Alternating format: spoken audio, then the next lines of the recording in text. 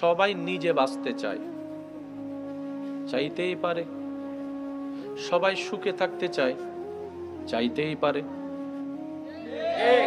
সবার তো সে স্বাধীনতা অধিকার আছে, এটা নিয়ে কোনো কথা টানাটানি করার কোনো সুযোগ নাই। তবে আমরা যে ভুলটা করি সেটা হচ্ছে অন্যের মুখ থেকে হাসি ছিনিয়ে নিয়ে নিজে হাসার চেষ্টা করি। আমরা অন্যের সুখের জীবনে কাঁটা হয়ে নিজের জীবনে সুখের বাতি জ্বালানোর চেষ্টা করি, যার ফলে হয় ওকেও সুখে থাকতে দিই না, নিজেও সুখে থাকতে পারি না। টোটাল বিষয়টা একটু অবজারভেশন করলে দেখা যায় আমরা নিজেরাই নিজেদের ক্ষতির কারণ, নিজেরাই নিজেদের অশান্তির কারণ, নিজেরাই নিজেদের দুঃখের কারণ। কথা বলেন। এবার বলেন, আল্লাহ তাআলা আমাদের জন্য কি সুখ রাখেননি? আমরা পাচ্ছি না কেন? নিশ্চয়ই আমাদের কোন একটা জায়গায় ভেজাল আছে। একটু সবাই মিলে বললে খুশি হব। আমার ভেজালটা আসলে কাদের ভিতরে? আমারটা আমার ভিতরে, আমারটা আমার ভিতরে, আপনারটা আপনার ভিতরে। এবার আপনারা একটু ভেবে বলুন তো, হাজারবার চেষ্টা করলেও কি এই দুনিয়ায় আর আসতে পারবো? তাহলে আমাদের সুযোগ কয়বার? এই যে গিয়েছে যারা, আর আসার সুযোগ পাচ্ছে না। আমরাও চলে যাব একদিন। হয়তো এই দুনিয়াবাসী যারা মাটির উপরে থাকবে তারা আমাদের নাম নিয়ে হয়তো একটু স্মরণ করবে, বাস এইটুকু। এর বাইরে কিচ্ছু করা সম্ভবপর না। আল্লাহ তাআলা আমাদেরকে একটু বুঝার তৌফিক দান করুন। এবার বলেন, সুখে থাকতে চান? একটু শান্তিতে নিঃশ্বাস নিতে চান? মন ভরে বাঁচতে চান? তাহলে শর্ত একটাই, পরকালকে সাজান, দুনিয়া সেজে যাবে। জোরে বলেন না। শর্ত একটাই, সাজাবো আমরা পরকাল, সেজে যাবে দুনিয়ার পরকাল। একটু মনোযোগ লাগবে, একটু মনোযোগ লাগবে প্লিজ। সাজাবো আমরা পরকাল, সেজে যাবে দুনিয়ার পরকাল। এবার পরকালকে যদি সাজাতে চাই তাহলে প্রথম শর্ত, অন্যের কষ্টের কারণ হওয়া যাবে। যদি এই শর্ত মেনে নিই তাহলে আর কারো মুখ থেকে হাসি ছিনিয়ে নেওয়ার দুঃসাহস আমরা করতে পারবো না। যদি আপনি আমি পরকালে সত্যি সুখে থাকতে চাই তাহলে অন্যের রাস্তায় বাঁধা হয়ে দাঁড়াতে পারবো না। এবার আপনি আমি যদি পরকালকে সাজাতে গিয়ে অন্যের রাস্তায় বাঁধা হওয়া থেকে বিরত থাকতে পারি, সওয়াবে তো সওয়াব পাবো, দুনিয়ায় ইজ্জতে ইজ্জত পাবো, সম্মানে সম্মান পেয়ে যাব। বলেন সুবহানাল্লাহ। অর্থাৎ ঠান্ডা মাথায় যদি আমরা পরকালকে সাজাতে চাই, দুনিয়া অটোমেটিক সেজে যাবে। সুবহানাল্লাহ। আমার কথা কি কেউ কষ্ট পাচ্ছেন? আচ্ছা সত্যি করে বলেন যে আমরা এই পর্যন্ত যারাই সুখে থাকতে চাইছি, ভালো থাকতে চাইছি, অন্যের খাবার কেড়ে নিয়ে নিজে খাইতে চাইছি? একটু জোরে বলেন না। আমি যদি মাথায় এই কথা বসাই ফেলি, রিজিকে যদি আমার থাকেও, আমি পিছনে থাকলেও সেটা আমার কাছে আসবে, তাহলে তো আমার এখানে লাইনের মধ্যে দৌড়াদৌড়ি করার, ধাক্কাধাক্কি করার কোনো দরকার নাই। এটার নাম হচ্ছে তাওয়াক্কুল। সুবহানাল্লাহ বলেন। আমাদের জীবনে একটা জিনিসের বড় কমতি, বড় অভাব, সেটা হচ্ছে আল্লাহর উপর তাওয়াক্কুল করা। আল্লাহ সেই রব নয় যে রব তিমি মাছকে খাওয়াচ্ছে। আল্লাহ কি সেই রব নয় ছোট্ট ছোট্ট পিঁপড়াকে পর্যন্ত খাওয়াচ্ছে প্রত্যেক দিন? কোনো চাকরি নাই, কোনো ব্যবসা নাই, কোনো কিছুই নাই, কিন্তু টাইম টু টাইম আল্লাহ ওনাদের খাওয়ার ব্যবস্থা করে দিচ্ছেন। তিনিই তো রাজ্জাক। চিৎকার দিয়ে বলেন না সুবহানাল্লাহ। কথাগুলো কি আমরা মনে বসাতে পারবো? জোরে বলেন। নিজের ভালোর জন্য হলো বসাইতে হবে, এই ছাড়া দ্বিতীয় কোনো উপায় নাই। আচ্ছা এবার আসেন ভাইয়া, একদম সাইলেন্ট। সুখ শান্তি যারা চান দিবেন কে? আল্লাহ দেওয়ার একটা কারণ লাগবে না? যেমন আপনি যখন নামাজে মাথা ঝুঁকাই দিবেন, দেখবেন আপনার ব্রেন শান্তি হয়ে যাবে। তাহলে আপনি নামাজে ঢুকলেন, আল্লাহ আপনার মন শান্তি করে দিল, ব্রেন শান্তি করে দিল। সুবহানাল্লাহ।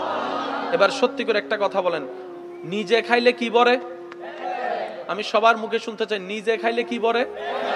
আর মানুষকে খাওয়াইলে? আমি শুনি নাই আরো জোরে। নিজে খাইলে পেট ভরে, আর অন্যকে খাওয়ালে দেখবেন আপনার মনটাই ভরে গিয়েছে। আপনি রাস্তা দিয়ে যাচ্ছেন, হঠাৎ ক্ষুধা লাগলো, একটা টঙের দোকানে আপনি গেলেন, আপনার পকেটে মাত্র 30টা টাকা আছে, বেশি কোনো টাকা নেই। আপনি ক্ষুধা নিবারণের জন্য ওই টঙের দোকানে গিয়ে একটা কলা, একটা বন নিলেন, একটা চা নিলেন। খেতে খেতে হঠাৎ করে আপনার নজর পড়লো একটা ছোট্ট বাচ্চার দিকে, যার শরীরে তেমন কোনো কাপড় নেই, উদাম গাও, দূর থেকে ওই কলার দিকে তাকিয়ে আছে, দূর থেকে ওই বনের দিকে তাকিয়ে আছে। দেখেই মনে হচ্ছে যেন খুব ক্ষুধা তার পেটের মধ্যে আছে, কিন্তু কেনার মতো সামর্থ্য তার কাছে নেই। আপনার নজরটা ওর দিকে পড়লো, আপনি ওনাকে ডাকলেন, ডাকার পরে বললেন, বাবা আপনার কি ক্ষুধা লাগছে? সে একটু মুচকি হেসে বলল, জি আমার ক্ষুধা লাগছে। তো তুমি খাও, আমার তো টাকা নাই। আপনি বললেন, টাকার চিন্তা করিও না, আমার যা আছে অর্ধেক আমি খাবো, অর্ধেক তোমাকে খাওয়াবো। এমনি পকেটে টাকা নাই, রেখেছিল অর্ধেক খেয়ে আর অর্ধেক গাড়ি ভাড়া দিবে এই চিন্তা করে। এবার আমার সে ভাই কি করলো, দরকার হলে আমি হেঁটে চলে যাব, তারপরও তো একজন ছোট্ট বাচ্চার ক্ষুধা নিবারণের একটু কারণ হতে পারবো, হয়তো আল্লাহ তাআলা এই উসিলায় আমাকে ক্ষমা করে দিতে পারেন। সুবহানাল্লাহ। এবার সে বাচ্চার হাতে আপনি নিজে দাঁড়িয়ে একটা কলা দিলেন, একটা বন দিলেন। ক্ষুধার্ত পেটে থাকা অবস্থায় সেই বাচ্চাটা যখন হাতে ক্ষুধা নিবারণের সেই কলাটা দেখতে পাবে, যখন বনটা দেখতে পাবে, তার সেই ক্ষুধা নিবারণের খুশিটা তার চেহারায় ফুটে উঠবে, তার চেহারায় ফুটে উঠবে। আপনি তার চেহারাটা একটু তখন তাকায় একটু দেখেন, ওই চেহারায় যে হাসিটা দেখতে পাবেন, লক্ষ কোটি টাকা খরচ করলো আপনি এমন সুন্দর হাসি এই পৃথিবীতে খুঁজে পাবেন না। আপনি দেখবেন এই 10-15 টাকার খরচের বিনিময়ে আপনি দিলে এমন একটা শান্তি পাবেন, যে শান্তিটা আপনি কোনো জায়গাও আর খুঁজে পাবেন না। সুবহানাল্লাহ।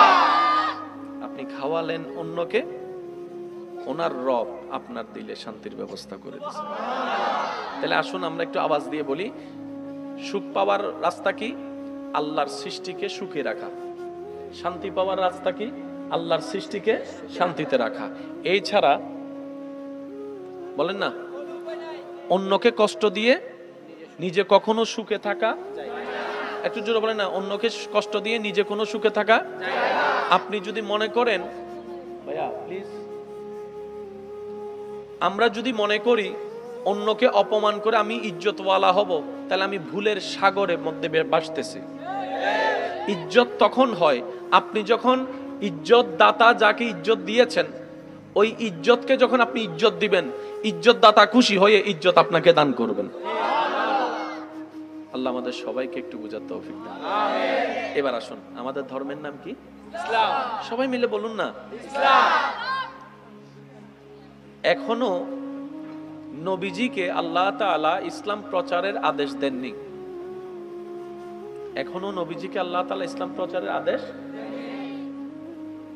এর ভিতরে বড় বড় বাটপাররা পর্যন্ত নবীর চরিত্র দেখে মুগ্ধ হয়ে এটা বলতে বাধ্য হয়েছে, পৃথিবীর সবাই মিথ্যা কথা বলতে পারলেও আব্দুল্লাহর বেটা মুহাম্মদ কখনো মিথ্যা বলবে না। সুবহানাল্লাহ।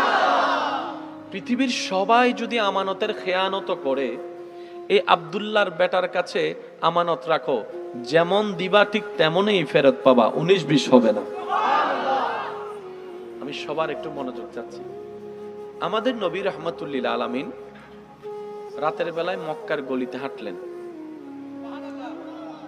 জোরে বলবেন না, কাদের নবী? একটু প্রাউড ফিল করে বলেন না, কাদের নবী? আর একটু মহাব্বত করে বলেন, কাদের নবী? আমাদের নবী রাতের বেলা মক্কার গলি দিয়ে হাঁটছেন।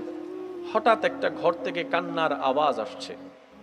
নবী রাহমাতুল্লিল আলামিন ওই ঘরে গেলেন। আর আপনারা জানেন, ইসলামের প্রাথমিক যুগে, ইসলাম আসার আগে, ইসলাম প্রচারের আগে, মানুষ কেনা বেচা হতো গোলাম হিসেবে। যে যাকে কিনে ফেলতো তাকে দিয়ে গাদার মতো খাটনি খাওয়াইতো, খাওয়ারও দিত না, ঘুমের ব্যবস্থাও করতো না। অর্থাৎ কিনছি আমি, মানি সে আমার যা মন চায় তা করবো, এমন একটা চিন্তা ভাবনা তাদের মধ্যে ছিল। তো নবীজি ঘরের মধ্যে গিয়ে দেখলেন একজন কালা হাবশি গোলাম কাজ করছে আর কান্না করছে। নবী রাহমাতুল্লিল আলামিন, দো জাহানের বাদশাহ আল্লাহ যাকে বানিয়ে দিয়েছেন, সুবহানাল্লাহ, সেই নবী ওই গোলামের পাশে গিয়ে বসছেন। পাশে বসার পরে জিজ্ঞেস করলেন, আপনি কান্না করছেন কেন? বলেছে, ভাই কি আর বলবো, এমন একজন মালিক পেয়েছি, এর মতো জালিম আর কেউ হতে পারে না। দিনভর আমাকে খাটায়, কষ্ট দেয়, রাতে আমাকে ঘুমাইতে দেয় না। আজকে কয়েকটা দিন আমি অসুস্থ, আমার শরীর কাজ করার কোনো শক্তি নেই, তারপরও সে আমাকে দিয়ে কাজ করাচ্ছেই আর করাচ্ছে। নবী রাহমাতুল্লিল আলামিন তার কথা শুনে বললেন, ভাই আপনি চিন্তা করবেন না, আপনি আরাম করেন, আপনার পক্ষ হয়ে কাজটা আমি করে দিচ্ছি। কে কাজ করে দিচ্ছে, দেওয়ার দায়িত্ব নিলেন? আমাদের নবী। কোন নবী? যাকে আল্লাহ নবীদের নবী বানিয়েছেন। কোন নবী দায়িত্ব নিলেন একজন গোলামের কাজ করে দেওয়ার জন্য, যাকে আল্লাহ তাআলা ইন্না আ'তাইনা কাল কাউসারের শান খাজিনা দান করেছেন? কোন নবী একজন গোলামের কাজ করে দেওয়ার দায়িত্ব নিচ্ছেন ভাইয়েরা, যেই নবীকে ওয়ারাফানা লাকা যিকরাকের চাদর স্বয়ং আল্লাহ দান করেছেন। নবীজি দায়িত্ব নিলেন, কাজ শুরু করলেন, উনি ঘুমালেন। এভাবে বেশ কয়েকদিন যাওয়া শুরু করলো। নবী প্রত্যেক দিন রাত্রেবেলা এসে ওই গোলামের কাজগুলা নবী করে দেওয়া শুরু করলেন। সময় পার হতে থাকলো। একটা দিন আল্লাহর হুকুম আসলো, নবী ইসলামের দাওয়াত দেওয়া শুরু করলেন। উলু লা ইলাহা ইল্লাল্লাহ তুফলিহুন।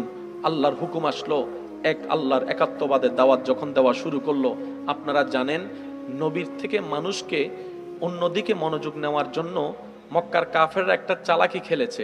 সেটা কি? নবীকে মৃত্যুক বলে নাই, নবীকে পাগল বলেছে, জাদুঘর বলেছে। দুইটা শব্দ একটু মার্ক করবেন।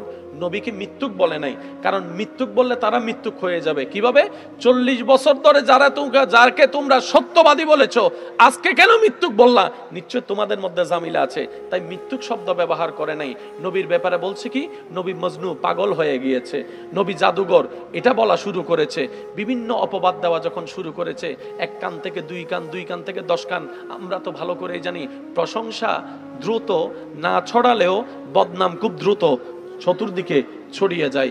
প্রশংসা বিশ্বাস করার মতো মন আমাদের না থাকলেও আমরা সহজেই কেন জানি বদনামকে খুব বিশ্বাস করে গ্রহণ করে ফেলি। এবার মক্কার চতুর্দিকে যখন নবীর থেকে দূরে নেওয়ার জন্য এইরকম একটা প্রপাগান্ডা শুরু করলো, এই আওয়াজটুকু ওই গোলামের কাছে কর্ণকুহুরে ধ্বনিত হওয়ার পরে একদিন রাত্রেবেলা যখন নবী রাহমাতুল্লিল আলামিন ওনার কাছে আসলেন, তখন ওই গোলাম হাবশি নবীকে সাবধান করে বলে, আপনি তো অনেক ভালো মানুষ, আপনাকে দেখেই মনে হচ্ছে আপনার মন অসাধারণ, আপনার চিন্তা অসাধারণ। আমার মতো একটা গোলামকে আপনি যে কাছে টেনে নিয়েছেন, আপনি অসাধারণ। তাই বন্ধু হিসেবে আপনাকে একটু উপকার করছি। আমি শুনেছি মক্কায় নাকি একটা জাদুঘর বের হয়েছে, একটা পাগল বের হয়েছে, সুতরাং ওনার থেকে একটু সাবধানে থাকবেন। নবীকে বলছে উনি, নবীর থেকে সাবধান থাকতে নবীকে। তখন নবী বললেন, আপনি যাকে পাগল হিসেবে শুনেছেন, জাদুঘর হিসেবে চিনেছেন, আমি সেই মোহাম্মদ। আরেকটু জোরে। আপনি যার থেকে আমাকে সাবধান থাকতে বলছেন, আমি সেই নবী মুহাম্মদ। এই কথা শোনার পর ওই হাবশী গোলাম বলে, যদি সত্যি আপনি সেই নবী মুহাম্মদ হন, আপনি যদি এক আল্লাহর দাওয়াত দিয়ে থাকেন, কেউ মানুক না মানুক, আমি কালিমা পড়ে মুসলমান হয়ে গেলাম। নবীর কি দেখেছে? চরিত্র। আরেকটু জোরে। নবী ওনার মন জয় করেছে কি দিয়ে? হামলা দিয়ে নাকি চরিত্র দিয়ে? চরিত্র দিয়ে, ব্যবহার দিয়ে, মুস্কি হাসি দিয়ে, সুন্দর কথা দিয়ে। আমরাও যদি আমাদের জায়গা থেকে আপন করার চেষ্টা করি এই গুণগুলা, হ্যাঁ আমরা পারবো না পরিপূর্ণ, 100তে 100 আমরা কেউ নই। মনে রাখবেন, কখনো 100তে 100 খুঁজবেন না, 100তে 100 কাউকে খুঁজবেন না, 100তে 100 কাউকে বানানোর চেষ্টাও করবেন না। 100তে 50 পাইলেও চলে এখন, 100তে 30 পাইলেও মোটামুটি চলে এখন। 100তে 100 যদি আশা করি, আশাটা আশাই থেকে যাবে, কল্পনাটা কল্পনাই থেকে যাবে, বাস্তবতার সাথে কখনো মিল খাবে না। সেজন্য কখনো কারোর ভিতরে 100তে 100 না খুঁজে আমরা যদি নিজেরাই 100তে 100 হতে পারি, তাহলে অন্তত অন্য কেউ আমাকে পেয়ে, আপনাকে পেয়ে 100তে 100 পেয়ে যাবে। বলেন না সুবহান। কষ্ট পেয়েছেন আমার কথায়? আমরা সব সময় অন্য থেকে আশা করি। তত্ত্ব নম্বরই বোধ হয় চিহ্ন মাথা কেনা, ঠিক না বেটে? খাও না, এই তত্ত্ব নম্বরই বোধ হয়, ঠিক না? এবার আসেন, কষ্ট হচ্ছে না তো আপনাদের? একদম আস্তে আস্তে করার চেষ্টা করছি, একদম সফটলি ভাবে বলার চেষ্টা করছি। এবার বলেন, সুখে থাকতে চান? একটু শান্তিতে নিঃশ্বাস নিতে চান? মন ভরে বাঁচতে চান? তাহলে শর্ত একটাই, পরকালকে সাজান, দুনিয়া সেজে যাবে। জোরে বলেন না। শর্ত একটাই, সাজাবো আমরা পরকাল, সেজে যাবে দুনিয়ার পরকাল। একটু মনোযোগ লাগবে, একটু মনোযোগ লাগবে প্লিজ। সাজাবো আমরা পরকাল, সেজে যাবে দুনিয়ার পরকাল। এবার পরকালকে যদি সাজাতে চাই, তাহলে প্রথম শর্ত, অন্যের কষ্টের কারণ হওয়া যাবে। যদি এই শর্ত মেনে নিই, তাহলে আর কারো মুখ থেকে হাসি ছিনিয়ে নেওয়ার দুঃসাহস আমরা করতে পারবো না। যদি আপনি আমি পরকালে সত্যি সুখে থাকতে চাই, তাহলে অন্যের রাস্তায় বাঁধা হয়ে দাঁড়াতে পারবো। এবার আপনি আমি যদি পরকালকে সাজাতে গিয়ে অন্যের রাস্তায় বাঁধা হওয়া থেকে বিরত থাকতে পারি, সওয়াবে তো সওয়াব পাবো, দুনিয়ায় ইজ্জতে ইজ্জত পাবো, সম্মানে সম্মান পেয়ে যাব। বলেন সুবহানাল্লাহ। অর্থাৎ ঠান্ডা মাথায় যদি আমরা পরকালকে সাজাতে চাই, দুনিয়া অটোমেটিক সেজে যাবে। সুবহানাল্লাহ। আমার কথা কি কে কষ্ট পাচ্ছেন? আচ্ছা সত্যি করে বলেন যে আমরা এই পর্যন্ত যারাই সুখে থাকতে চাইছি, ভালো থাকতে চাইছি, অন্যের খাবার কেড়ে নিয়ে নিজে খাইতে চাইছি? একটু জোরে বলেন না। আমি যদি মাথায় এই কথা বসাই ফেলি, রিজিকে যদি আমার থাকেও, আমি পিছনে থাকলেও সেটা আমার কাছে আসবে, তাহলে তো আমার এখানে লাইনের মধ্যে দৌড়াদৌড়ি করার, ধাক্কাধাক্কি করার কোনো দরকার নাই। এটার নাম হচ্ছে তাওয়াক্কুল। সুবহানাল্লাহ বলেন। আমাদের জীবনে একটা জিনিসের বড় কমতি, বড় অভাব, সেটা হচ্ছে আল্লাহর উপর তাওয়াক্কুল করা। আল্লাহ সেই রব নয় যে রব তিমি মাছকে খাওয়াচ্ছে। আল্লাহ কি সেই রব নয় ছোট্ট ছোট্ট পিঁপড়াকে পর্যন্ত খাওয়াচ্ছে প্রত্যেক দিন? কোনো চাকরি নাই, কোনো ব্যবসা নাই, কোনো কিছুই নাই, কিন্তু টাইম টু টাইম আল্লাহ ওনাদের খাওয়ার ব্যবস্থা করে দিচ্ছেন। তিনিই তো রাজ্জাক। চিৎকার দিয়ে বলেন না সুবহানাল্লাহ। কথাগুলো কি আমরা মনে বসাতে পারবো? জোরে বলেন। নিজের ভালোর জন্য হলো বসাইতে হবে, এই ছাড়া দ্বিতীয় কোনো উপায় নাই। আচ্ছা এবার আসেন ভাইয়া, একদম সাইলেন্ট। সুখ শান্তি যারা চান, দিবেন কে? আল্লাহ দেওয়ার একটা কারণ লাগবে না? যেমন আপনি যখন নামাজে মাথা ঝুঁকাই দিবেন, দেখবেন আপনার ব্রেন শান্তি হয়ে যাবে। তাহলে আপনি নামাজে ঢুকলেন, আল্লাহ আপনার মন শান্তি করে দিল, ব্রেন শান্তি করে দিল। সুবহানাল্লাহ। এবার সত্যি করে একটা কথা বলেন, নিজে খাইলে কি বলে? আমি সবার মুখে শুনতে চাই, নিজে খাইলে কি বলে? আর মানুষকে খাওয়াইলে? আমি শুনি নাই, আরো জোরে। নিজে খাইলে পেট ভরে, আর অন্যকে খাওয়ালে দেখবেন আপনার মনটাই ভরে গিয়েছে। আপনি রাস্তা দিয়ে যাচ্ছেন, হঠাৎ ক্ষুধা লাগলো, একটা টঙের দোকানে আপনি গেলেন, আপনার পকেটে মাত্র 30টা টাকা আছে, বেশি কোনো টাকা নেই। আপনি ক্ষুধা নিবারণের জন্য ওই টঙের দোকানে গিয়ে একটা কলা, একটা বন নিলেন, একটা চা নিলেন। খেতে খেতে হঠাৎ করে আপনার নজর পড়লো একটা ছোট্ট বাচ্চার দিকে, যার শরীরে তেমন কোনো কাপড় নেই, উদাম গাও, দূর থেকে ওই কলার দিকে তাকিয়ে আছে, দূর থেকে ওই বনের দিকে তাকিয়ে আছে। দেখেই মনে হচ্ছে যেন খুব ক্ষুধা তার পেটের মধ্যে আছে, কিন্তু কেনার মতো সামর্থ্য তার কাছে নেই। আপনার নজরটা ওর দিকে পড়লো, আপনি ওনাকে ডাকলেন, ডাকার পরে বললেন, বাবা আপনার কি ক্ষুধা লাগছে? সে একটু মুচকি হেসে বলল, জি আমার ক্ষুধা লাগছে। তো তুমি খাও, আমার তো টাকা নাই। আপনি বললেন, টাকার চিন্তা করিও না, আমার যা আছে অর্ধেক আমি খাবো, অর্ধেক তোমাকে খাওয়াবো। এমনি পকেটে টাকা নাই, রেখেছিল অর্ধেক খেয়ে আর অর্ধেক গাড়ি ভাড়া দিবে, এই চিন্তা করে। এবার আমার সে ভাই কি করলো, দরকার হলে আমি হাইটে চলে যাব, তারপরও তো একজন ছোট্ট বাচ্চার ক্ষুধা নিবারণের একটু কারণ হতে পারবো, হয়তো আল্লাহ তাআলা এই উসিলায় আমাকে ক্ষমা করে দিতে পারেন। সুবহানাল্লাহ। এবার সে বাচ্চার হাতে আপনি নিজে দাঁড়িয়ে একটা কলা দিলেন, একটা বন দিলেন। ক্ষুধার্ত পেটে থাকা অবস্থায় সেই বাচ্চাটা যখন হাতে ক্ষুধা নিবারণের সেই কলাটা দেখতে পাবে, যখন বনটা দেখতে পাবে, তার সেই ক্ষুধা নিবারণের খুশিটা তার চেহারায় ফুটে উঠবে, তার চেহারায় ফুটে উঠবে। আপনি তার চেহারাটা একটু তখন তাকায় একটু দেখেন, ওই চেহারায় যে হাসিটা দেখতে পাবেন, লক্ষ কোটি টাকা খরচ করলো আপনি এমন সুন্দর হাসি এই পৃথিবীতে খুঁজে পাবেন না। আপনি দেখবেন এই 10-15 টাকার খরচের বিনিময়ে আপনি দিলে এমন একটা শান্তি পাবেন, যে শান্তিটা আপনি কোনো জায়গাও আর খুঁজে পাবেন না। সুবহানাল্লাহ। আপনি খাওয়ালেন অন্যকে, ওনার রব আপনার দিলে শান্তির ব্যবস্থা করে দিয়েছে। তাহলে আসুন আমরা একটু আওয়াজ দিয়ে বলি, সুখ পাওয়ার রাস্তা কি? আল্লাহর সৃষ্টিকে সুখে রাখা। শান্তি পাওয়ার রাস্তা কি? আল্লাহর সৃষ্টিকে শান্তিতে রাখা। এই ছাড়া বলেন না, অন্যকে কষ্ট দিয়ে নিজে কখনো সুখে থাকা যায় না। একটু জোরে বলেন না, অন্যকে কষ্ট দিয়ে নিজে কোনো সুখে থাকা যায় না। আপনি যদি মনে করেন, ভাইয়া প্লিজ, আমরা যদি মনে করি অন্যকে অপমান করে আমি ইজ্জতওয়ালা হব, তাহলে আমি ভুলের সাগরের মধ্যে ভাসতেছি। ইজ্জত তখন হয় আপনি যখন ইজ্জত দাতা যাকে ইজ্জত দিয়েছেন, ওই ইজ্জতকে যখন আপনি ইজ্জত দিবেন, ইজ্জত দাতা খুশি হয়ে ইজ্জত আপনাকে দান করবেন।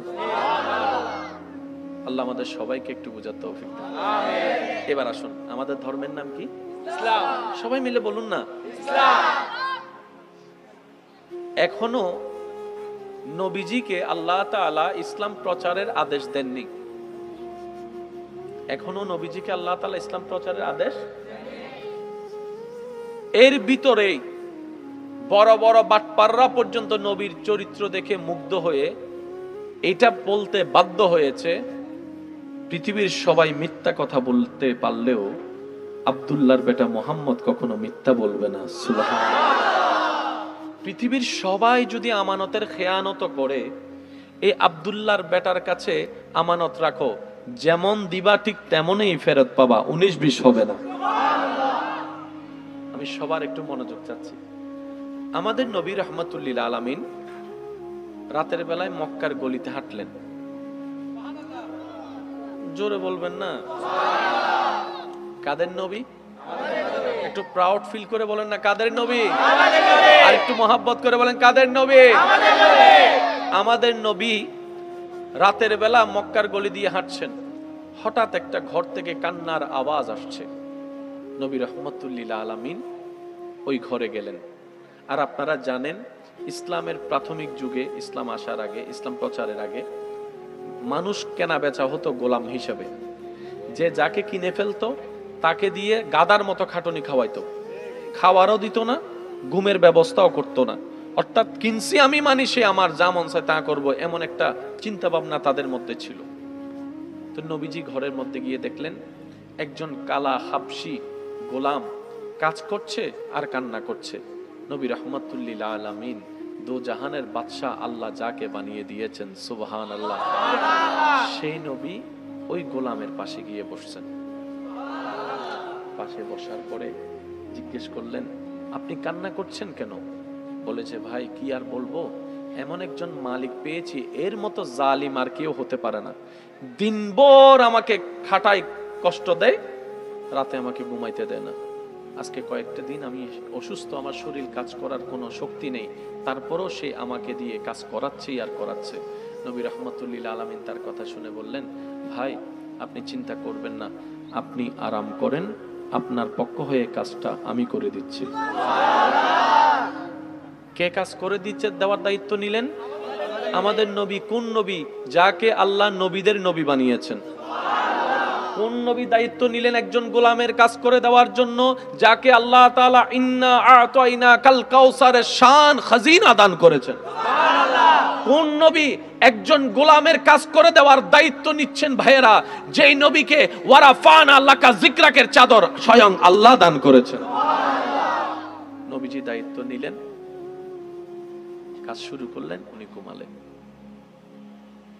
এভাবে বেশ কয়েকদিন যাওয়া শুরু করলো। নবী প্রত্যেক দিন রাত্রেবেলা এসে ওই গোলামের কাজগুলা নবী করে দেওয়া শুরু করলেন। সময় পার হতে থাকলো। একটা দিন আল্লাহর হুকুম আসলো, নবী ইসলামের দাওয়াত দেওয়া শুরু করলেন। ওলু লা ইলাহা ইল্লাল্লাহ তুফলিহুন। আল্লাহর হুকুম আসলো, এক আল্লাহর একাত্মবাদের দাওয়াত যখন দেওয়া শুরু করলো, আপনারা জানেন নবীর থেকে মানুষকে অন্যদিকে মনোযোগ নেওয়ার জন্য মক্কার কাফেররা একটা চালাকি খেলেছে। সেটা কি?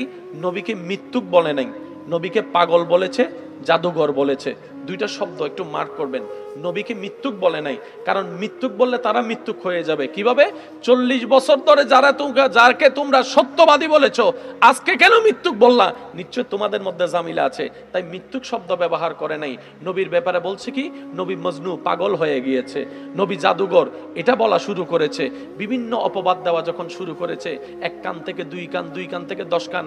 আমরা তো ভালো করেই জানি প্রশংসা দ্রুত না ছড়ালেও বদনাম খুব দ্রুত চতুর্দিকে ছড়িয়ে যায়। প্রশংসা বিশ্বাস করার মতো মন আমাদের না থাকলেও আমরা সহজেই কেন জানি বদনামকে খুব বিশ্বাস করে গ্রহণ করে ফেলি। এবার মক্কার চতুর্দিকে যখন নবীর থেকে দূরে নেওয়ার জন্য এইরকম একটা প্রপাগান্ডা শুরু করলো, এই আওয়াজটুকু ওই গোলামের কাছে কর্ণকুহুরে ধ্বনিত হওয়ার পরে একদিন রাত্রেবেলা যখন নবী রহমতুল্লিল আলামিন ওনার কাছে আসলেন, তখন ওই গোলাম হাবশি নবীকে সাবধান করে বলে, আপনি তো অনেক ভালো মানুষ, আপনাকে দেখেই মনে হচ্ছে আপনার মন অসাধারণ, আপনার চিন্তা অসাধারণ। আমার মতো একটা গোলামকে আপনি যে কাছে টেনে নিয়েছেন, আপনি অসাধারণ। তাই বন্ধু হিসেবে আপনাকে একটু উপকার করছি। আমি শুনেছি মক্কায় নাকি একটা জাদুঘর বের হয়েছে, একটা পাগল বের হয়েছে, সুতরাং ওনার থেকে একটু সাবধানে থাকবেন। নবীকে বলছে উনি, নবীর থেকে সাবধান থাকতে নবীকে। তখন নবী বললেন, আপনি যাকে পাগল হিসেবে শুনেছেন, জাদুঘর হিসেবে চিনেছেন, আমি সেই মোহাম্মদ। আরেকটু জোরে। আপনি যার থেকে আমাকে সাবধান থাকতে বলছেন, আমি সেই নবী মুহাম্মদ। এই কথা শোনার পর ওই হাবশী গোলাম বলে, যদি সত্যি আপনি সেই নবী মুহাম্মদ হন, আপনি যদি এক আল্লাহর দাওয়াত দিয়ে থাকেন, কেউ মানুক না মানুক, আমি কালিমা পড়ে মুসলমান হয়ে গেলাম। নবীর কি দেখেছে? চরিত্র। আরেকটু জোরে। নবী ওনার মন জয় করেছে কি দিয়ে? হামলা দিয়ে নাকি চরিত্র দিয়ে? চরিত্র দিয়ে, ব্যবহার দিয়ে, মুস্কি হাসি দিয়ে, সুন্দর কথা দিয়ে। আমরাও যদি আমাদের জায়গা থেকে আপন করার চেষ্টা করি এই গুণগুলা, হ্যাঁ আমরা পারবো না পরিপূর্ণ। 100তে 100 আমরা কেউ নয়, মনে রাখবেন। কখনো 100তে 100 খুঁজবেন না, 100তে 100 কাউকে খুঁজবেন না, 100তে 100 কাউকে বানানোর চেষ্টাও করবেন না। 100তে 50 পাইলেও চলে এখন, 100তে 30 পাইলেও মোটামুটি চলে এখন। 100তে 100 যদি আশা করি, আশাটা আশাই থেকে যাবে, কল্পনাটা কল্পনাই থেকে যাবে, বাস্তবতার সাথে কখনো মিল খাবে না। সেজন্য কখনো কারোর ভিতরে 100তে 100 না খুঁজে আমরা যদি নিজেরাই 100তে 100 হতে পারি, তাহলে অন্তত অন্য কেউ আমাকে পেয়ে, আপনাকে পেয়ে 100তে 100 পেয়ে যাবে। বলেন না সুবহান। কষ্ট পেয়েছেন আমার কথা? আমরা সব সময় অন্য থেকে আশা করি। তত্ত্ব নম্বরই বোধ হয় চিহ্ন মাথা কেনা, ঠিক না বেটে? খাও না, এই তত্ত্ব নম্বরই বোধ হয়, ঠিক না? এবার আসেন, কষ্ট হচ্ছে না তো আপনাদের? একদম আস্তে আস্তে করার চেষ্টা করছি, একদম সফটলি ভাবে বলার চেষ্টা করছি। আমাদের সকলের জীবনের অতীতকালের কবিরা সগীরা গুনাহকে মাফ করে দিন, আমিন। আল্লাহ তাআলা আমাদের মা বাবার গুনাহকে মাফ করে দিন, আমিন। আমাদের যত আত্মীয় স্বজন এবং এই এলাকায় যত কবরবাসী কবরের আযাবে কষ্ট পাচ্ছে, আল্লাহ তাআলা মেহেরবানি করে প্রত্যেকটি কবরবাসীকে আযাব থেকে মুক্তি দান করুন। তবে আমরা যে ভুলটা করি সেটা হচ্ছে অন্যের মুখ থেকে হাসি ছিনিয়ে নিয়ে নিজে হাসার চেষ্টা করি। আমরা অন্যের সুখের জীবনে কাঁটা হয়ে নিজের জীবনে সুখের বাতি জ্বালানোর চেষ্টা করি, যার ফলে হয় ওকে সুখে থাকতে দিই না, নিজেও সুখে থাকতে পারি না। টোটাল বিষয়টা একটু অবজারভেশন করলে দেখা যায় আমরা নিজেরাই নিজেদের ক্ষতির কারণ, নিজেরাই নিজেদের অশান্তির কারণ, নিজেরাই নিজেদের দুঃখের কারণ। কথা বলেন, এবার বলেন আল্লাহ তাআলা আমাদের জন্য কি সুখ রাখেননি? আমরা পাচ্ছি না কেন? নিশ্চয়ই আমাদের কোন একটা জায়গায় ভেজাল আছে। একটু সবাই মিলে বললে খুশি হব। আমার ভেজালটা আসলে কাদের ভিতরে? আমারটা আমার ভিতরে, আমারটা আমার ভিতরে, আপনারটা আপনার ভিতরে। এবার আপনারা একটু ভেবে বলুন তো, হাজারবার চেষ্টা করলেও কি এই দুনিয়ায় আর আসতে পারবো? তাহলে আমাদের সুযোগ কয়বার? এই যে গিয়েছে যারা, আর আসার সুযোগ পাচ্ছে না, আমরাও চলে যাব একদিন। হয়তো এই দুনিয়াবাসী যারা মাটির উপরে থাকবে তারা আমাদের নাম নিয়ে হয়তো একটু স্মরণ করবে, বাস এইটুকু। এর বাইরে কিচ্ছু করা সম্ভবপর। আল্লাহ তাআলা আমাদেরকে একটু বুঝার তৌফিক দান করুন। তো সুখে বাবা প্লিজ প্লিজ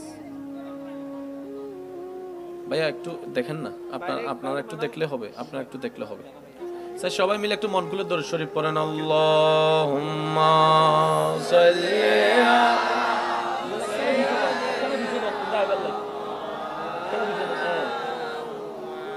ওয়া আলা আলি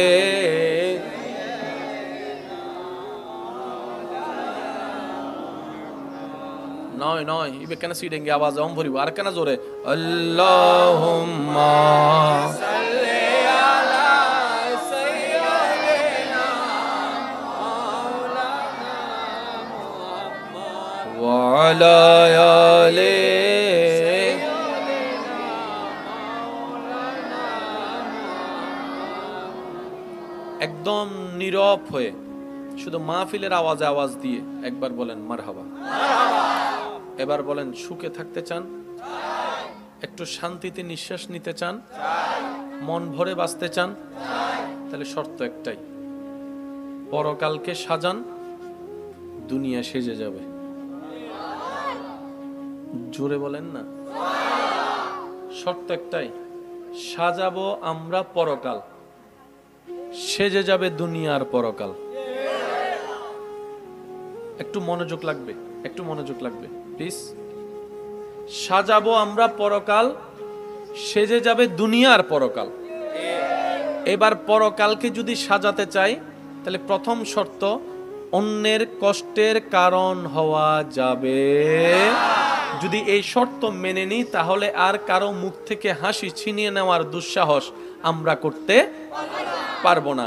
যদি আপনি আমি পরকালে সত্যি সুখে থাকতে চাই তাহলে অন্যের রাস্তায় বাঁধা হয়ে দাঁড়াতে পারবো না। এবার আপনি আমি যদি পরকালকে সাজাতে গিয়ে অন্যের রাস্তায় বাঁধা হওয়া থেকে বিরত থাকতে পারি, সওয়াবে তো সওয়াব পাবো, দুনিয়ায় ইজ্জতে ইজ্জত পাবো, সম্মানে সম্মান পেয়ে যাব। বলেন সুবহানাল্লাহ। অর্থাৎ ঠান্ডা মাথায় যদি আমরা পরকালকে সাজাতে চাই, দুনিয়া অটোমেটিক সেজে যাবে। সুবহানাল্লাহ। আমার কথা কি কে কষ্ট পাচ্ছেন? আচ্ছা সত্যি করে বলেন যে আমরা এই পর্যন্ত যারাই সুখে থাকতে চাইছি, ভালো থাকতে চাইছি, অন্যের খাবার কেড়ে নিয়ে নিজে খাইতে চাইছি? একটু জোরে বলেন না। আমি যদি মাথায় এই কথা বসাই ফেলি, রিজিকে যদি আমার থাকেও, আমি পিছনে থাকলেও সেটা আমার কাছে আসবে, তাহলে তো আমার এখানে লাইনের মধ্যে দৌড়াদৌড়ি করার, ধাক্কাধাক্কি করার কোনো দরকার নাই। এটার নাম হচ্ছে তাওয়াক্কুল। সুবহানাল্লাহ বলেন। আমাদের জীবনে একটা জিনিসের বড় কমতি, বড় অভাব, সেটা হচ্ছে আল্লাহর উপর তাওয়াক্কুল করা। আল্লাহ সেই রব নয় যে রব তিমি মাছকে খাওয়াচ্ছে। আল্লাহ কি সেই রব নয় ছোট্ট ছোট্ট পিঁপড়াকে পর্যন্ত খাওয়াচ্ছে প্রত্যেক দিন? কোনো চাকরি নাই, কোনো ব্যবসা নাই, কোনো কিছুই নাই, কিন্তু টাইম টু টাইম আল্লাহ ওনাদের খাওয়ার ব্যবস্থা করে দিচ্ছেন। তিনিই তো রাজ্জাক। চিৎকার দিয়ে বলেন না সুবহানাল্লাহ। কথাগুলো কি আমরা মনে বসাতে পারবো? জোরে বলেন। নিজের ভালোর জন্য হলো বসাইতে হবে, এই ছাড়া দ্বিতীয় কোনো উপায়। যেমন আপনি যখন নামাজে মাথা ঝুঁকাই দিবেন, দেখবেন আপনার ব্রেন শান্তি হয়ে যাবে। তাহলে আপনি নামাজে ঢুকলেন, আল্লাহ আপনার মন শান্তি করে দিল, ব্রেন শান্তি করে দিল। সুবহানাল্লাহ। এবার সত্যি করে একটা কথা বলেন, নিজে খাইলে কি বলে? আমি সবার মুখে শুনতে চাই, নিজে খাইলে কি বলে? আর মানুষকে খাওয়াইলে? আমি শুনি নাই, আরো জোরে। নিজে খাইলে পেট ভরে, আর অন্যকে খাওয়ালে দেখবেন আপনার মনটাই ভরে গিয়েছে।